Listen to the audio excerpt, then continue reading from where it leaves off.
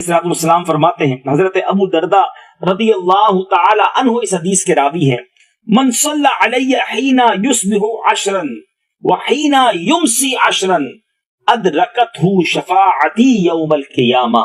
नबी ये बात फरमाते हैं, जो 10 मरतबा सुबह और 10 मरतबा शाम मुझ पर दुरूद पढ़ेगा, क़यामत के दिन उसे मेरी शफाअत नसीब होगी। अल्लाह अकबर। कितनी देर लगती है 10 बार दुरूद पाक पढ़ने में?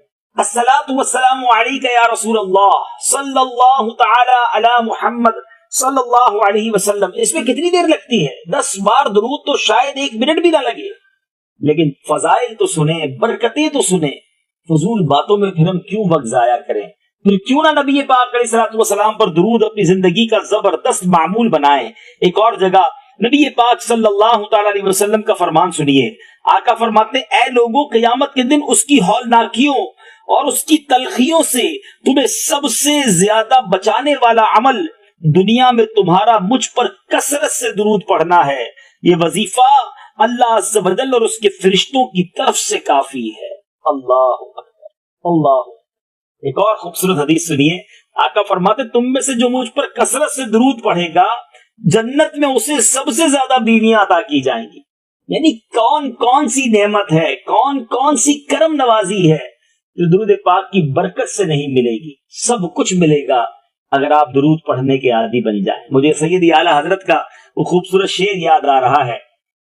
आला हजरत लिखते हैं ना, दो जहां की बेहतरियां नहीं, दो जहां की बेहतरियां नहीं, कि अमानी ये दिलो जा नहीं, कहो क्या है वो जो यहां नहीं, मगर एक नहीं कि वो हाँ नहीं। हजरत इब्न मसूद रदियल्लाहु ताला अन्हु फरमाते हैं, जब तुम में से कोई अल्लाह अज़्ज़ व जल से किसी चीज को तलब करने का इरादा करे तो पहले उसकी मदहो सना करे, उसकी ऐसी मदहो सना करे जो उसकी शान के लायक हो। फिर नबी पाक अलैहिस्सलातु वस्सलाम पर दुरूद भेजे, उसके बाद दुआ मांगे। इस तरह वो कामयाब होने और मकसद को हासिल करने के काबिल होगा। यानी जब भी दुआ करनी है अल्लाह की हम्दो सना करें, नबी पाक पर दुरूद पढ़ें, फिर दुआ मांगे। आपने देखा होगा हमारे उलमा, मस्जिदों के आइम्मा, बड़ा प्यारा अंदाज होता है दुआ का। स्टार्ट कैसे करते हैं? अल्हम्दुलिल्लाहि रब्बिल आलमीन वस्सलातु वस्सलामु अला सय्यिदिल अंबिया वल मुरसलीन। हम्द भी हो गई, दुरूद भी हो गया, और अब दुआ करना शुरू करें तो इंशाअल्लाह इसकी बरकतें मिलेंगी। बाज़ उलमा ने यह भी फरमाया है कि नबी करीम अलैहिस्सलातु वस्सलाम का जिक्र करने वाला अज़्ज़ाकिरीन अल्लाह कसीरन वज़्ज़ाकिरात, अल्लाह को कसरत से याद करने वाले और याद करने वालियों में शुमार होता है। और आप अलैहिस्सलातु वस्सलाम के जिक्र से गफलत करने वाला गाफिलीन में शुमार होता है। नबी पाक का जिक्र दरअसल अल्लाह का जिक्र है, क्योंकि प्यारे आका रसूल और बंदे किसके हैं? अल्लाह के हैं ना। तस्वीर की तारीफ करे, बेसिकली वो मुसव्विर की तारीफ होती है, बनाने वाले ही की तारीफ होती है। और नबी पाक तो रहमतुल लिल आलमीन है, रब की खिलकत का, रब की तख्लीक का वो शाहकार हैं। सुभान अल्लाह, कि ऐसा फिर अल्लाह ने और कोई नहीं बनाया, ना बनाएगा। आला हज़रत लिखते हैं ना, खामे कुदरत का हुस्ने दस्तकारी वाह वाह, क्या ही तस्वीर अपने प्यारे की सवारी वाह वाह। नबी पाक का जिक्र हो गोया ये अल्लाह का जिक्र है, क्योंकि अल्लाह के नबी का जिक्र हो रहा है, अल्लाह की बनाई हुई शानदार मखलूक का जिक्र हो रहा है जो तमाम खल्क से आला है। मेरे आका मदीने वाले मुस्तफा सल्लल्लाहु ताला अलैहि वसल्लम का फरमाने आली शान है कि जो कोई शख्स मुझ पर एक बार दुरूद पाक पढ़ता है, अल्लाह करीम उस पर अपनी 10 रहमतें नाजिल फरमाता है, उसके 10 गुनाहों को मिटा देता है और उसके 10 दरजात को बुलंद फरमाता है। अब आप सोचे, एक दुरूद पाक है, 10 गुनाह माफ हो रहे हैं, 10 दर्जे बुलंद हो रहे हैं, और 10 नामाए अमाल में नेकियां लिखी जा रही हैं। अब खुशनसीब जो दिन में सैकड़ों बार दुरूद पाक पढ़ते हैं, उनके कितने गुनाह माफ हो जाते होंगे, कितनी नेकियां बुलंद हो जाती होंगी। तो माह रमजान में हमें अपनी कुछ अच्छी आदतें डेवलप करनी है। दुनिया में एक फिनोमेना है, एक थ्योरी है कि जिंदगी में अगर किसी चीज को शामिल करना है, कोई आदत अच्छी शामिल करनी है, तो 30 दिन काफी होते हैं। यानी आप देखिए, बहुत सारे लोग डाइट करते हैं, तो डाइट में पहले 10-15 दिन मुश्किल होते हैं, उसके बाद फिर बंदे की आदत बन जाती है। कुछ लोग वर्जिश वगैरह शुरू करते हैं, शुरू के 10-15-20 दिन मुश्किल होते हैं, फिर वो लाइफ का हिस्सा बन जाता है। आपने कोई बुरी आदत छोड़नी है, मिसाल के तौर पे किसी को सिगरेट छोड़ना है, पान छोड़ना है, या कोई भी ऐसी चीज जो छोड़नी है, first 15-20 maximum 30 days is difficult, उसके बाद वो चीज रूटीन का हिस्सा बन जाती है। अगर माह रमजान को हम इस अंदाज से ले लें कि ये 30 दिन जो अल्लाह ने दिए हैं, इसमें अच्छी आदतें एडॉप्ट करना है और बुरी आदतों को निकालना है, और इसकी ऐसी प्रैक्टिस करनी है कि पूरे महीने के बाद सारा साल मेरे लिए उन अच्छी आदतों पर काम करना आसान हो जाए। फॉर एग्जाम्पल, हम में से तकरीबन सारे लोग रोजाना 5 वक्त नमाज पढ़ रहे हैं, तो जब पूरा महीना 5 वक्त नमाज पढ़ रहे हैं तो उसमें तो आदत डेवलप हो जानी चाहिए। पूरा साल पढ़े फिर नमाज।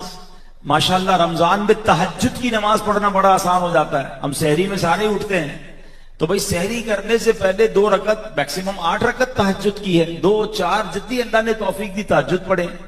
फर्ज नमाज के बाद सबसे अफजल नमाज तहज्जुद है। तो आप रोजाना 30 दिन तक जब तहज्जुद के आदी बनेंगे तो इंशाअल्लाह अल्लाह ने चाह रमजान के बाद भी इस हैबिट को आप कंटिन्यू कर सकते हैं। बिल्कुल इसी तरह दुरूद पाक, अब रमजान में सैकड़ों बार आप दुरूद पाक पढ़ने की आदत डालें, ताकि रमजान के बाद भी दुरूद पाक पढ़ने की आदत बाकी रहे।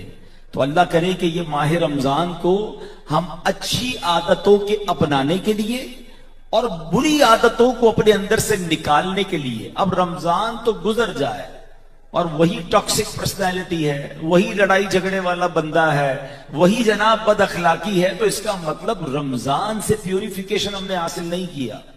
देखिए जब बारिश बरसती है ना, बारिश अगर नरम जमीन पर बरसे तो सब्जा उगा देती है, और पत्थरों पर बरसे तो पत्थरों पर पानी ठहरता नहीं, वो बह जाता है।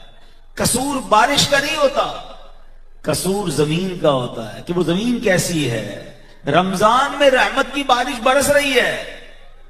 अब मैं देखूं कि रमजान के इस मुबारक महीने में मेरे दिल में इबादत के फूल खिले, मेरे अंदर अखलाक की कलियां खिली, मेरी दिल की जमीन पर कोई सब्जा उगा, या रमजान तो आया मगर फर्क कुछ ना पड़ा, वही अंदाज, वही लड़ना, वही झगड़ना, वही गुस्सा, वही गलत काम, तो फिर इसका मतलब मेरी दिल की जमीन इतनी सख्त है कि माह रमजान भी मुझ पर कुछ असर ना डाल सका। नहीं मेरे प्यारे इस्लामी भाइयों, कुरान कहता है तुम पर रोजे इसलिए फर्ज किए गए लअल्लकुम तत्तकून, ताकि तुम तकवा इख्तियार करो। अब हालांकि अगर हम गौर करें ना, तो माह रमजान मेरी और आपकी तकवे की कितनी शानदार प्रैक्टिस करवाता है। तकवा किसको कहते हैं? अल्लाह से डरना, गुनाह करते वक्त ये बात का ख्याल आ जाना कि रब देख रहा। अब पता है मैं और आप डेलिबरेटली कितना शानदार तकवे का रोजाना टेस्ट दे रहे हैं। अभी आप सब बैठे हैं इफ्तार की टेबल पर, आप सबके सामने पानी की बोतल भी पड़ी हुई है और आपके सामने खाने पीने की चीजें भी पड़ी हुई हैं। आप क्यों नहीं खा रहे हैं? हालांकि कोई रोकने वाला तो नहीं। क्या ख्याल आएगा? अल्लाह देख रहा है। अच्छा चले आप कहेंगे यहां तो लोग हैं ना, अकेले में कौन खाता है? घर में कई लोग इस वक्त होंगे, हमारे बच्चे होंगे, माएं बहनें घर में हैं, कोई अगर कमरे में ना हो, आप अकेले घर में, फ्रिज खोले चीजें मौजूद हैं, आप इफ्तार से पहले क्यों नहीं खाते? क्या वजह है? अल्लाह देख रहा है। अच्छा इसको तो चले फिर भी खाना पीना है ना। आप जब वजू किए, आपने असल में वजू किया होगा, हमने मुंह में पानी लिया था, हैं? बराबर में वजू खाने पर बैठे बंदे को भी पता नहीं चलेगा कि ये घूंट अगर हम अंदर उतार ले किसको पता है, लेकिन एक कतरा आपने नहीं उतरने दिया। What was the reason? कोई नहीं देख रहा था, अब आपके मुंह में पानी था, हलक और मुंह में 1 इंच का फर्क था। क्यों नहीं खाया आपने? अल्लाह देख रहा है। लुक एट ब्यूटीफुल, यानी रमजान कितनी प्यारी रोजाना प्रैक्टिस मुझसे करवा रहा है। लअल्लकुम तत्तकून, कुरान कहता है रोजे इसलिए फर्ज किए कि तुम तकवा इख्तियार करो, और मैं और आप रोजाना इस बात की प्रैक्टिस कर रहे हैं कि ना खा रहे ना पी रहे, 1 मिनट पहले भी खाना नहीं खाते। अच्छा सहरी का वक्त खत्म हो गया, अभी कोई चीज बाकी रह गई थी, बंदा कहता नहीं यार, अरे भाई खा लो। नहीं, अल्लाह देख रहा है। कोई नहीं देख रहा मगर रब देख रहा है। अब मेरा सवाल है आप सबसे, जो रब मुझे और आपको खाने पीते हुए देख रहा है, वो झूठ बोलते हुए नहीं देख रहा। ये सिर्फ खाने पीने में तकवा क्यों है? हदीस पाक सुनाता हूं। सरकार दो आलम सल्लल्लाहु अलैहि वसल्लम ने फरमाया, जो शख्स माह रमजान में अपनी जबान को बुरी बात से ना रोक सके, हदीस पाक का मजमून है, अल्लाह को उसके भूखा प्यासा रहने की कोई हाजत नहीं है। भूख का रोजा है, जबान का रोजा नहीं। खाने पीने का रोजा है, आंख का रोजा नहीं। खाने पीने का रोजा है, कान का रोजा नहीं। ये कैसा रोजा है? रोजा यह है कि मेरी जबान भी रोजे से हो। मेरी जबान से कैसे किसी को तकलीफ पहुंचे, मेरी जबान से झूठ कैसे निकले, मेरी जबान से लड़ाई कैसे हो। रमजान को माहे सब्र कहा गया, मगर हाल यह है कि रमजान में शायद सबसे ज्यादा बेसब्री देखने को मिलती है। अभी असर के बाद आप जाएं रोडों पे, बात बात पर लड़ाई हो रही होगी। सबने रोजा रखा है, भाई रोजा रखा है इसका मतलब लड़ने की इजाजत थोड़ी मिल गई है, लेकिन सब्र हमारे अंदर नहीं रहा। तो आए मेरे प्यारे इस्लामी भाइयों, हमें माहे रमजान को अपनी अच्छी आदतों को डेवलप करने के लिए गुजारना है। ये महीना माहे सब्र है, ये महीना माहे सखावत है। रमजान की अहमियत को समझना हो ना, सुभान अल्लाह। तो एक ही हदीस काफी है। वैसे तो बहुत सारे फजाइल हैं, मगर एक हदीस पाक में आता है, मेरे आका अलैहिस्सलाम फरमाते हैं कि अगर मेरी उम्मत को मालूम होता कि रमजान क्या है, तो वो तमन्ना करती कि सारा साल ही रमजान हो। सरकार दो आलम अलैहिस्सलाम फरमाते हैं कि अगर मेरी उम्मत को मालूम होता रमजान क्या है, तो वो तमन्ना करते कि सारा साल ही रमजान हो। इस कदर रमजान की अहमियत है। इसका पहला अशरा अशराए रहमत, दूसरा अशरा अशराए मगफिरत, और आखिरी अशरा जहन्नम से आजादी का अशरा है। देखते ही देखते, अब देखें आज 8वां गालिबन रोजा हो गया। अशराए रहमत हमारे अंदर से, अभी हम सोच रहे थे रमजान आने वाला है, रमजान के 8 रोजे गुजर गए। तो रमजान को आपने और मैंने गनीमत जानना है। अल्लाह ने मुझ पर और आप पर एहसान किया है फिर रमजान देकर, और इस महीने में मगफिरत करवानी है, गफलत में नहीं गुजारना। क्योंकि मैं अब आपको एक दुआ सुनाने जा रहा हूं। ये दुआ की है जिब्रील अमीन ने। Try to understand the status of Jibril Amin.